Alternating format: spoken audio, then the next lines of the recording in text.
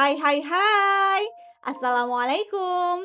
Selamat datang kembali di channel Zia Najah, channel yang akan membahas seputar baking, review alat, kuliner, ide bisnis, dan hal-hal yang perlu kita pelajari untuk menghasilkan cuan.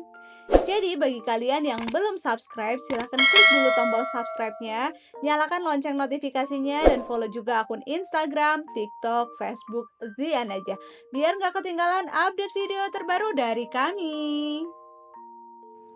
Nah, oke teman-teman, di video kali ini kita akan membahas topik yang sangat penting, terutama buat kalian yang terjun di dunia bisnis, khususnya bisnis kuliner ya teman-teman. Mulai Januari 2025, pajak pertambahan nilai atau PPN di Indonesia akan naik dari sekarang 11% menjadi 12%. Kenaikan ini nggak cuma berdampak langsung pada harga jual makanan, tapi juga pada biaya bahan baku produksi hingga operasional. Jadi apa artinya ini buat bisnis kuliner dan kita sebagai konsumen? Yuk kita bahas secara mendalam.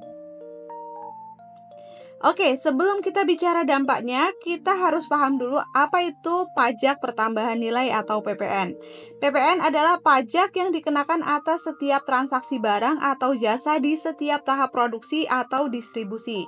Nah, pemerintah sudah menetapkan kenaikan PPN dari 11% menjadi 12% mulai tahun 2025. Jadi apa aja yang akan kita lakukan sebagai pebisnis kuliner atau sebagai konsumen? Ikuti terus video ini sampai selesai biar kita bisa sama-sama berdiskusi ya teman-teman. Nah, alasan utama kenaikan ini adalah untuk meningkatkan pendapatan negara, apalagi setelah pandemi ya. Tapi apa artinya ini bagi sektor bisnis terutama kuliner?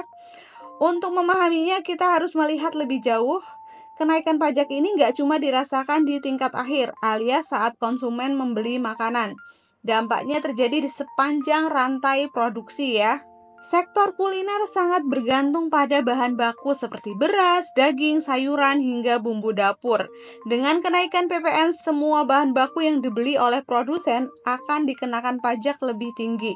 Ini berarti biaya produksi makanan otomatis naik ya. Misalnya, pedagang daging sapi yang sebelumnya menjual daging dengan harga 100.000 per kilo ya, plus pajak misalkan 10% ya tadinya ya, jadi 110.000. Dengan pajak 12%, harga jadi 112.000.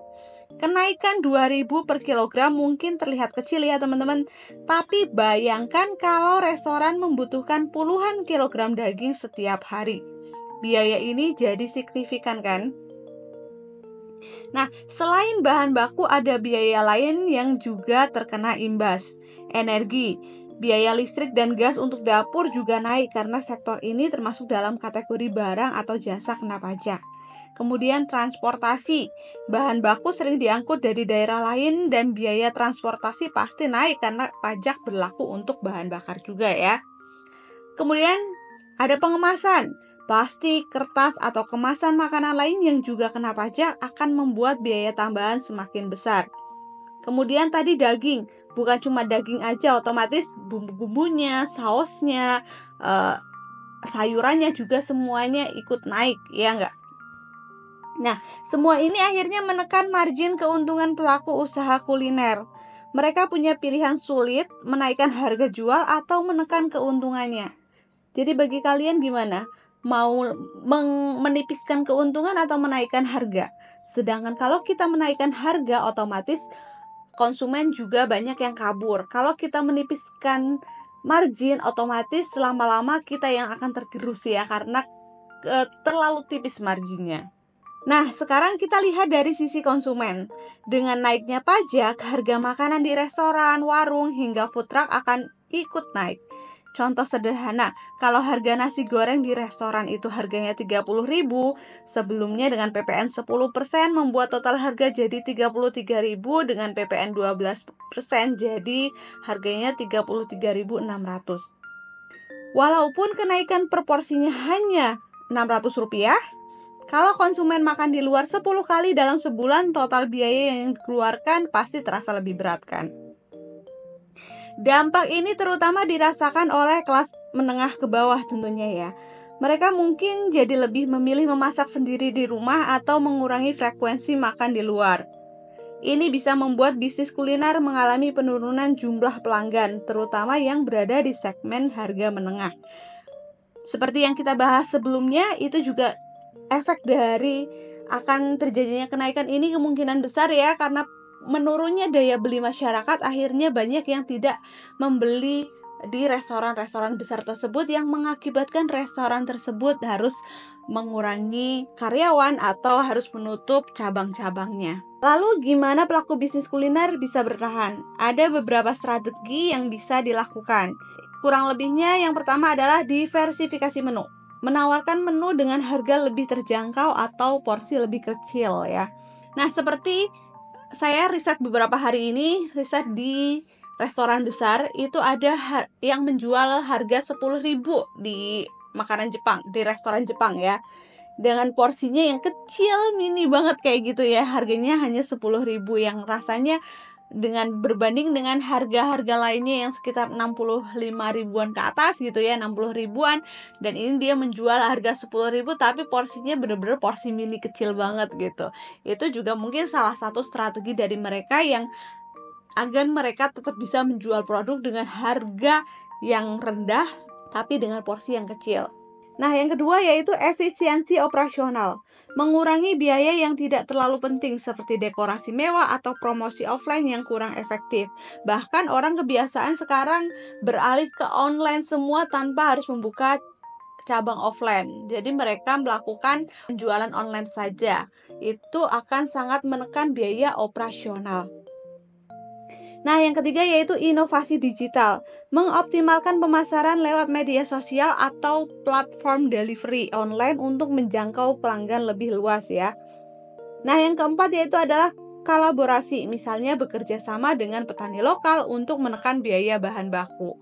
Dengan pengambilan grosir, dengan pembelian yang banyak, kerjasama, itu otomatis harga-harga yang didapatkan bisa jauh lebih hemat ya teman-teman. Tapi di sisi lain, UMKM kuliner mungkin harus lebih fokus pada branding untuk membangun loyalitas pelanggan. Konsumen yang loyal biasanya lebih memahami alasan kenaikan harga. Tapi kalau konsumen yang tidak loyal ya, mereka akan menjudge kenapa harga dari barang yang mereka suka beli naik. Otomatis kadang dari mereka ada yang nggak mau beli lagi karena harga-harganya naik gitu. Atau mereka memilih untuk masak di rumah atau melakukan frugal living ya. Bahasanya seperti itu.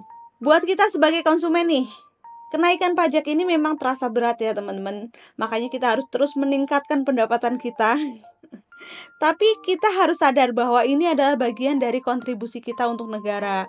Nah, supaya bisnis kuliner di Indonesia tetap hidup, yuk kita terus dukung mereka, apalagi UMKM yang jadi tulang punggung ekonomi kita. Kita harus saling mendukung, saling beli apa yang dibutuhkan. Semoga kedepannya ketika pajak sudah dinaikkan ya oleh mereka-mereka yang pengampu, pejabat, tidak disalahgunakan tentunya. Itu harapan kita biar Indonesia makin bagus lah ya ke depannya. Nah, jangan lupa juga setiap kita beli makanan dari usaha kecil atau lokal, kita membantu roda ekonomi tetap berputar. Kalau harganya naik sedikit, mari kita pahami situasinya ya teman-teman.